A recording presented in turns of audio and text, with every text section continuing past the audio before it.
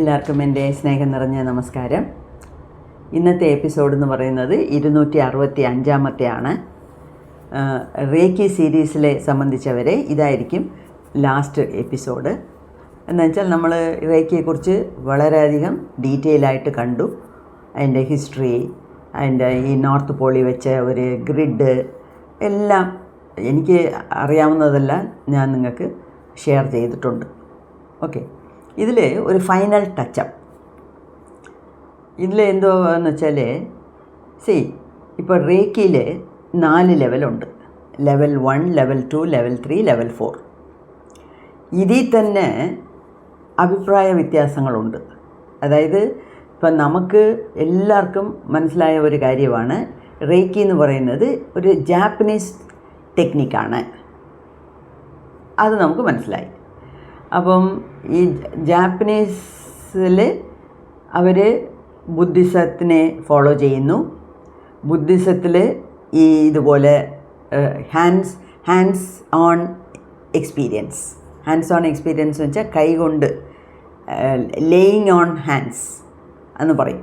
Laying എന്ന് വെച്ചാൽ വയ്ക്കുന്നു, കിടത്തുന്നു, ഇരുത്തുന്നു എന്നൊക്കെയാണ് അർത്ഥം. അപ്പോൾ നമ്മൾ കൈകൊണ്ട് ചെയ്യുന്നു എന്നുള്ളതാണ് ലേയിങ് ഓൺ ഹാൻഡ്സ് എക്സ്പീരിയൻസ് എന്ന് പറയും. അപ്പം കൈകൊണ്ട് നമ്മൾ ആ എനർജിയെ കടത്തി വിടുന്നതാണ്. അപ്പം ഇത് നേരത്തെയും അവർ ചെയ്തുകൊണ്ട് ഇരുന്നു. ടിബറ്റിലുണ്ടായിരുന്നു, ചൈനയിലുണ്ടായിരുന്നു, ജപ്പാനിലുണ്ടായിരുന്നു, ഒരുപാട് സ്ഥലങ്ങളിൽ ഇത് അവിടെ വെസ്റ്റേൺ കൺട്രീസിൽ വളരെ ഫേമസ് ആയിരുന്നു. അതിനെ ഡോക്ടർ മിക്കാഊസി മൗണ്ട് കുറാമയിൽ പോയി അദ്ദേഹത്തിന് മുക്തി കിട്ടിയപ്പം, അതായത് എൻലൈറ്റൻമെൻറ്റ് കിട്ടിയപ്പം അതിൻ്റെ സിമ്പിൾസും കാര്യങ്ങളുമൊക്കെ അദ്ദേഹത്തിന് സ്പെഷ്യലായിട്ട് കിട്ടി. ഇതിൽ ഒരു കാര്യം നമ്മൾ മനസ്സിലാക്കണം, ഇതെല്ലാം ഓരോ ഇൻഡിവിജ്വൽ കാര്യങ്ങളാണ്. ഇൻഡിവിജ്വൽ എന്ന് വെച്ചാൽ ഓരോ വ്യക്തിക്കും കിട്ടുന്ന കാര്യങ്ങൾ. ഇപ്പം എനിക്ക് കിട്ടുന്ന അതേ ഫീലിംഗ് നിങ്ങൾക്ക് കിട്ടണമെന്നില്ല. ഇതിൽ ഇപ്പം വീഡിയോ കേൾക്കുന്നവരിൽ എത്ര പേര് കാഷ്വലായിട്ട് കേൾക്കുന്നു, അങ്ങ് വിടുന്നു. ചിലർ അതിനെ സീരിയസ് ആയിട്ട് എടുക്കുന്നു, ചിലർ അതിനെ മുന്നോട്ട് കൊണ്ടുപോകാൻ ആഗ്രഹിക്കുന്നു, ചിലർ അതിനെ പഠിക്കുന്നു, ചിലർ പഠിച്ചതോടെ നിർത്തുന്നു, ചിലർ പഠിച്ച് ഹീലിംഗ് സെൻറ്റർ തുടങ്ങുന്നു. അങ്ങനെ ഓരോരുത്തർക്കും ഓരോ എക്സ്പീരിയൻസാണ്. അതുപോലെ ഡോക്ടർ മിക്കാഊസിക്ക് അങ്ങനെ ഒരു മൗണ്ട് കുറാമയിൽ കിട്ടിയ ഒരു സ്പെഷ്യൽ എൻലൈറ്റൻമെൻറ്റ് പ്രോസസ്സാണ് ഇത് പറഞ്ഞു തരുന്നത്. ഓക്കെ, ഈ ലെവൽ 4നെ കുറിച്ച് തന്നെ ചിലർക്ക് അഭിപ്രായ വ്യത്യാസമുണ്ട്. അതായത് ജപ്പാനിലെ ഡോക്ടർ മിക്കാഊസിക്ക് എൻലൈറ്റൻമെൻറ്റ് സമയത്ത് കിട്ടിയ സിമ്പിൾസ് യൂസ് ചെയ്ത് അദ്ദേഹത്തിൻ്റെ ലീനിയേജിൽ വരുന്നവർക്ക് അദ്ദേഹം പറയുന്ന എന്തുവാ അദ്ദേഹം കറക്റ്റായിട്ട് പറഞ്ഞതെന്നൊന്നും എവിടെയും നമുക്ക് എഴുതി വച്ചിട്ടില്ല. അതുകൊണ്ട് ഇതെല്ലാം അവരവരുടെ രീതിക്ക് മാറ്റിയും മറിച്ചുമൊക്കെയാണ് പറയുന്നത്. അപ്പോൾ ഈ മിക്കാഊസിയുടെ ലെവലിൽ ലെവൽ 4 ഇല്ല, ഗ്രാൻഡ് മാസ്റ്റർ എന്നൊരു വാക്കേ ഇല്ല എന്നൊക്കെ പറയുന്നുണ്ട്. പക്ഷേ എനിക്ക് ഡോക്ടർ മീനാക്ഷിയും ഗ്രാൻഡ് മാസ്റ്റർ എന്ന് പറഞ്ഞു, ഇപ്പം പറയുന്ന പാരുളും ഗ്രാൻഡ് മാസ്റ്റർ ലെവലുണ്ട് എന്നാണ് പറയുന്നത്. അപ്പം ഞാനും അതിന് ചേരുകയും ചെയ്തു. അപ്പം ഇപ്പം കുറച്ചൊക്കെ എല്ലാം ഈ മാറ്റി മറിച്ചും വരും. എന്താ വെച്ചാൽ ഏതിലും ഈ ബ്ലാക്ക് ആൻഡ് വൈറ്റിൽ എഴുതി വച്ചില്ലെങ്കിൽ അതിൽ പല പല അഭിപ്രായ വ്യത്യാസങ്ങൾ വരും. ഓക്കെ, അപ്പം നമ്മളിപ്പം നിലവിൽ എന്തുകൊണ്ടോ ആ ലെവലിൽ അങ്ങ് പോകുക. അപ്പം നമ്മളെ സംബന്ധിച്ചവരെ, എന്നെ സംബന്ധിച്ചവരെ 4 ലെവലുണ്ട്. ജപ്പാനിൽ ഈ രീതിയൊക്കെ നേരത്തെ ഉണ്ടായിരുന്നു. പക്ഷേ ഡോക്ടർ മിക്കാഊസി മൗണ്ട് കുറാമയിൽ പോയി അദ്ദേഹത്തിന് ആ പവർ കിട്ടി, ഹീലിംഗ് പവർ കിട്ടിയപ്പം അദ്ദേഹം താഴെ വന്ന് എല്ലാവരെയും ഹീൽ ചെയ്ത് പറഞ്ഞു കൊടുത്ത രീതിയാണ് ഇപ്പം ഉസി ലീനിയേജ് എന്ന് പറഞ്ഞ് നമ്മളൊക്കെ ഫോളോ ചെയ്യുന്നത്. ഇതല്ലാതെയുമേ ജപ്പാനിൽ ഒരുപാട് വേറെ വേറെ രീതിയിൽ റേക്കി ചെയ്യുന്നുണ്ട്, പല വിധത്തിലും റേക്കി ചെയ്യുന്നുണ്ട്. ഓക്കെ, അപ്പം ഇതൊക്കെ സ്വാഭാവികമാണ്. ഇതെല്ലാം ഒരു ബ്ലാക്ക് ആൻഡ് വൈറ്റിൽ എഴുതി വയ്ക്കാതെ ഒരു റെക്കോർഡിക്കലായിട്ട് നമ്മൾ ചെയ്തു വച്ചില്ലെങ്കിൽ മനുഷ്യൻ്റെ കൈമാറുമ്പം അവരവർക്ക് മനസ്സിലുള്ളതും കൂടെ അതിനകത്ത് കൂട്ടിച്ചേർത്ത് മാറ്റി മറിച്ചുമൊക്കെ പറയേണ്ട സാഹചര്യങ്ങൾ കൂടുന്നുണ്ട്. അങ്ങനെയൊക്കെയാണ് ഇതൊക്കെ സംഭവിച്ചിരിക്കുന്നത്. എന്നാലും മെയിനായിട്ട് ഇതിൽ ലെവൽ 4 ഉണ്ട് എന്നാണ് ഇപ്പം നിലവിലെല്ലാവരും പറഞ്ഞു വരുന്നത്. ഓക്കെ, അപ്പോൾ ലെവൽ 4 കഴിഞ്ഞവർക്ക് ഈ ഗ്രാൻഡ് മാസ്റ്റർ പേര് കിട്ടത്തുള്ളൂ എന്നുള്ളതാണ് ഇപ്പോഴത്തെ വെപ്പ്. അങ്ങനെയാണ് ഞാനും ഇപ്പോൾ ലെവൽ 3 വരെ തീർത്തിട്ട് ലെവൽ 4 തുടങ്ങാനായിട്ട് വെയിറ്റ് ചെയ്യുന്നത്. പിന്നെ ഇതിൽ വേറൊരു കാര്യം എന്തുവാന്ന് വെച്ചാൽ, ഈ ലെവൽ 1, 2, 3 ഒക്കെ ഉടനുടനെ പഠിക്കാമോ, അതോ ഓരോ ലെവലിന് ഇടയിൽ ഗ്യാപ്പ് വേണോ?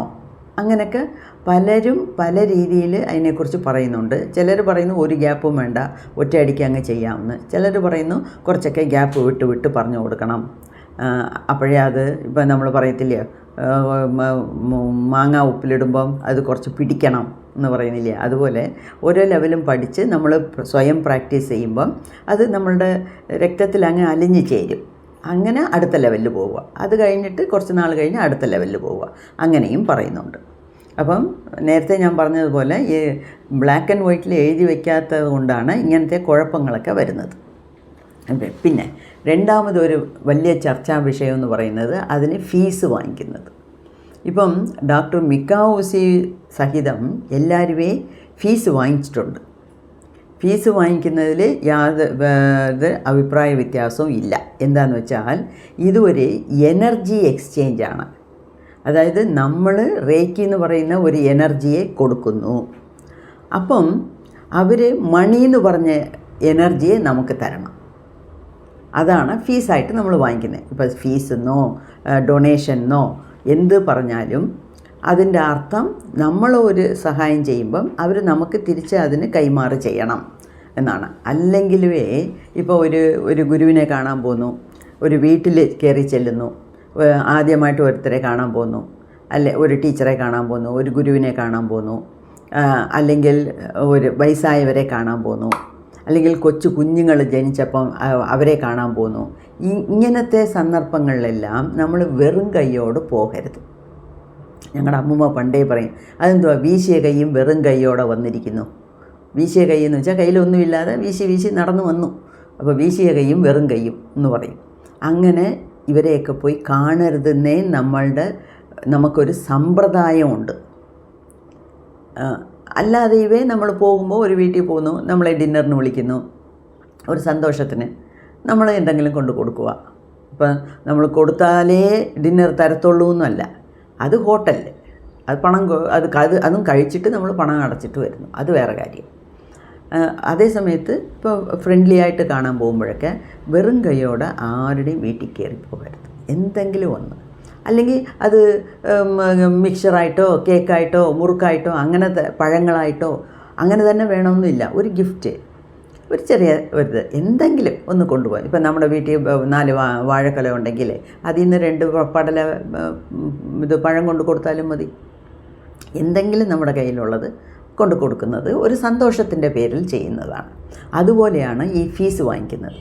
അപ്പം നേരത്തെ ലെവൽ 1, 2, 3ക്ക് അമേരിക്കയിൽ പോലും $10,000 വാങ്ങിച്ചുകൊണ്ടിരുന്നത്.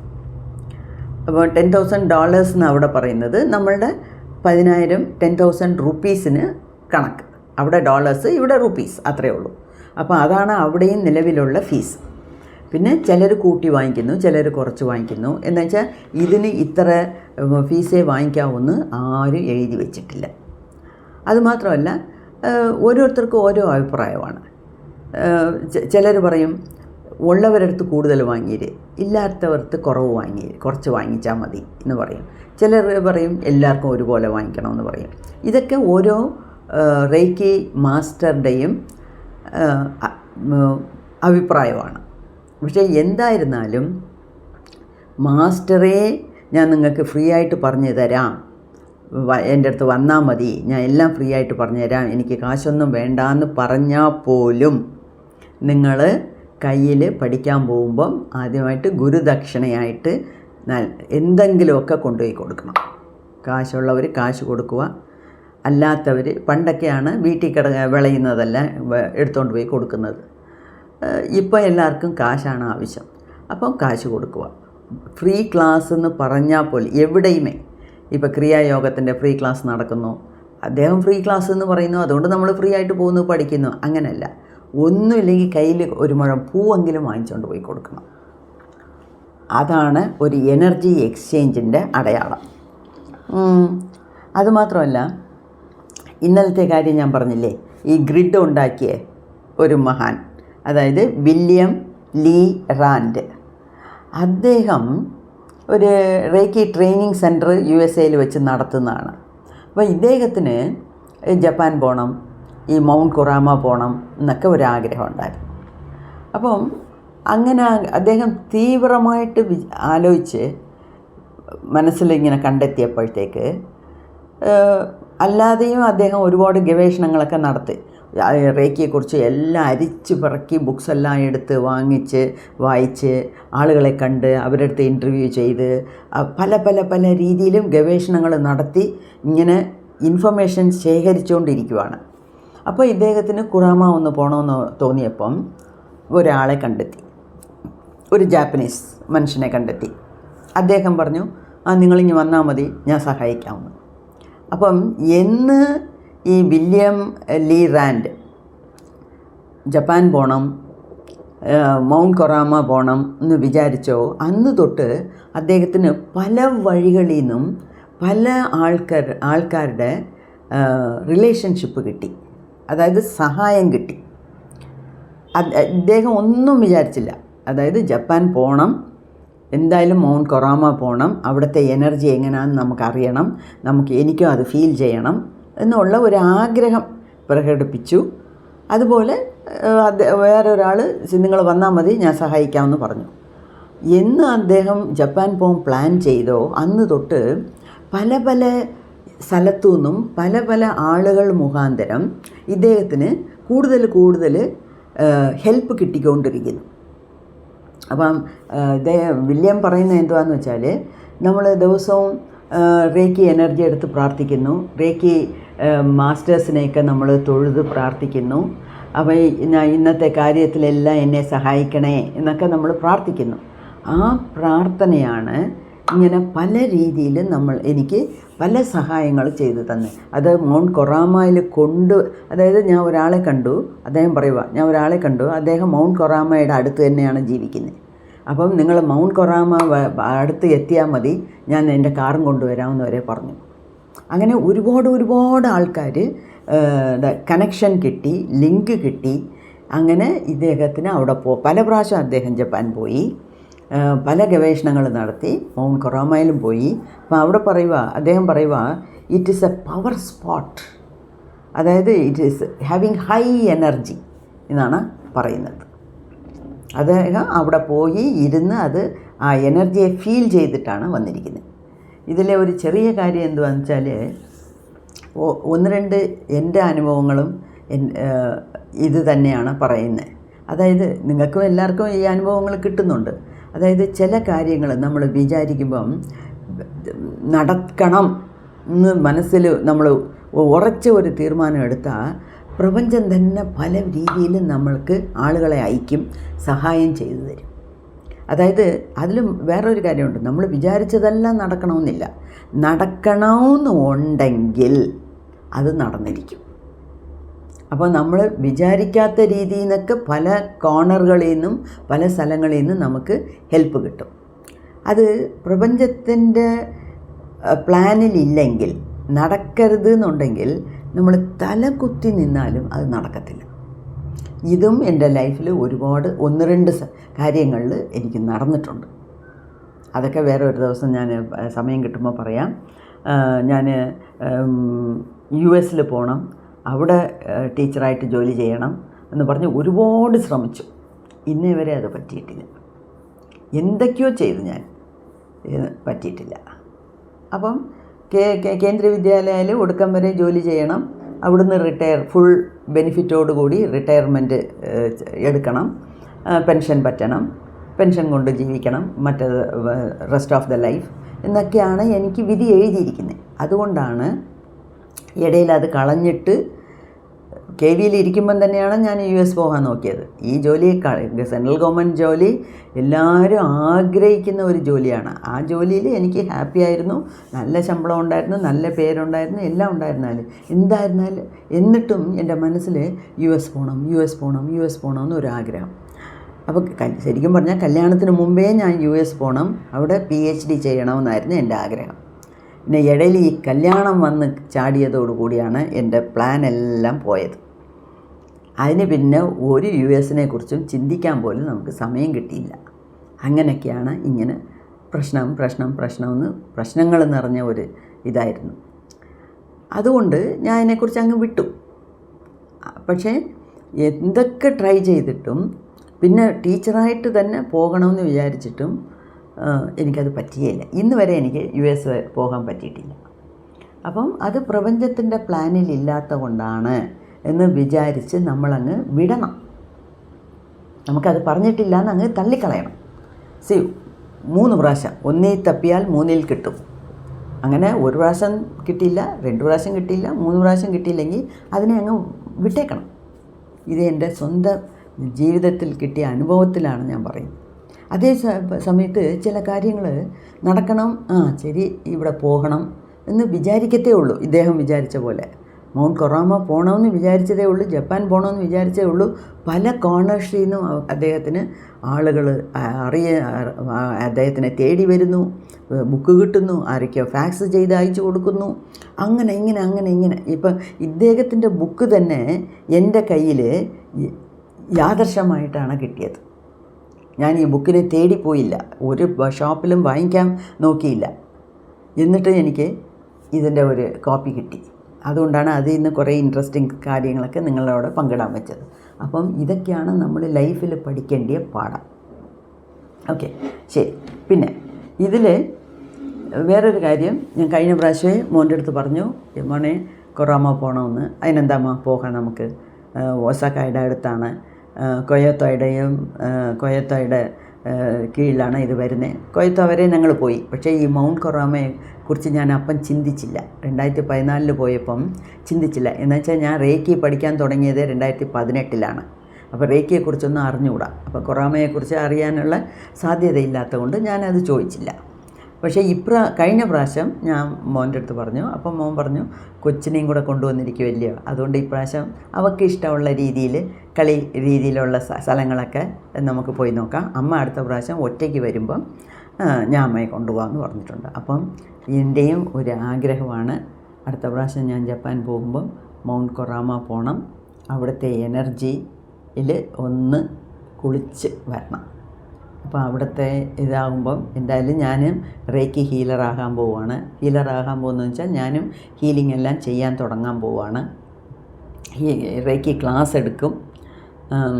അങ്ങനെ ഉള്ളപ്പം തുടങ്ങിയാലും എപ്പോഴെങ്കിലും ഒരു സമയം എനിക്ക് കിട്ടുമ്പോൾ അവിടെ പോയി ആ എനർജിയെ ഫുള്ളായിട്ട് ഉൾക്കൊണ്ട് ഇവിടെ വന്ന് നിങ്ങൾക്കെല്ലാവർക്കും പകർന്നു തരണം.